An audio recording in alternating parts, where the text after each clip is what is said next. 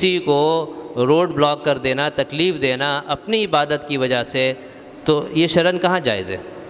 اگر جلوس نکالنا ہے تو روڈ کے ایک سائڈ پہ نکالیں نا، آدھا روڈ استعمال کریں، آدھا روڈ کھلا رکھیں نا۔ کسی کو ایمرجنسی ہے، کسی کو ایمبولینس میں لے کے جانا ہے، وہ جا ہی نہیں سکتا بھائی، نہیں مریض مرے گا کوئی مسئلہ نہیں ہے، ہمارا جلوس گزرے گا۔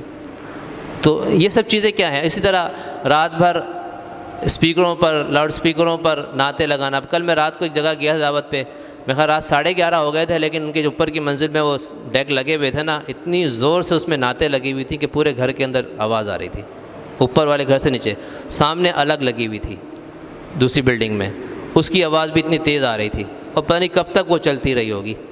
لوگ کہتے ہیں بہت بڑی عبادت ہے، بھئی عبادت وہ عبادت ثواب کی بات ہے جس میں آپ دوسروں کو تکلیف نہ دیں۔ اگر آپ کی عبادت سے دوسروں کو تکلیف پہنچتی ہے تو پھر یقیناً وہ عبادت نہیں رہے گی، وہ تو گناہ بن جائے گا۔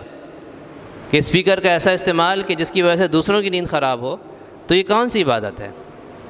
اور یہ ساری رات ہوتا ہے، اور ان چیزوں کا ہمیں احساس نہیں ہے۔ ایک صاحب نے کہا کہ میں جرمنی سے آیا ہوں، وہاں پر لوگ اپنے موبائل کی جو ٹون ہے وہ آہستہ رکھتے ہیں ہمیشہ، صرف اس نیت سے اور اس وجہ سے کہ میری زیادہ اونچی آواز کی ٹون سے کسی کو تکلیف نہ ہو، اپنے موبائل کی ٹون سے بھی کسی کو تکلیف نہ دوں میں، یہ ان کا نظریہ ہوتا ہے۔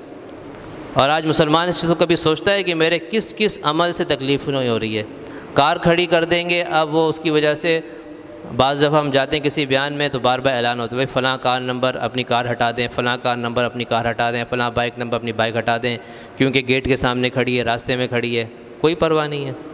لوگوں کے گزرنے کا راستہ ہے، لوگ مسجد سے آنے جانے کا گیٹ ہے، وہ گیٹ ہی نہیں کھل سکتا، باہر کار کھڑی ہوئی ہے، کوئی پوچھنے والا نہیں ہے۔ بھائی کار کھڑی کرنی ہے تو ایسی جگہ کھڑی کرو جہاں پہ کسی کو تکلیف نہ ہو، اور آپ نے بلاک کر دی، اب اس کی وجہ سے پورا روڈ بلاک پڑا ہوا ہے۔ اب میں ایک جگہ جا رہا تھا، کہیں تھا بھی کنجسٹڈ علاقہ تھا، یہ رنچھوڑ لائن وغیرہ کی سائڈ پہ کون سا علاقہ تھا، تو وہاں ایک کار کھڑی ہوئی ہے اور وہ بیچ میں کھڑی کی ہوئی ہے اس نے، اور وہ اندر گئے ہوئے دکان پر۔